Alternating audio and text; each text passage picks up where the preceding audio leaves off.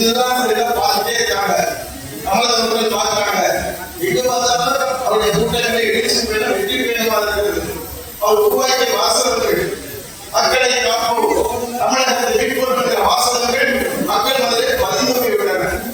அதுக்கு உறுதி கொடுக்க வேண்டிய அவசியம் பேச்சாளர் மத்தியில் அவர்கள் மாவட்ட கழக செயலாளராக சொல்றாரு.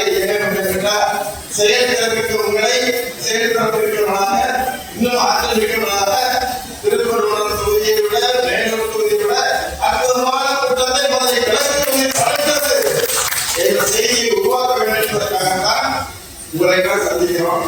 சந்திச்சுட்டு எப்படி பண்ண போறீங்க? நாம் மேடையை சொல்லிவிட்டு போறது வேற.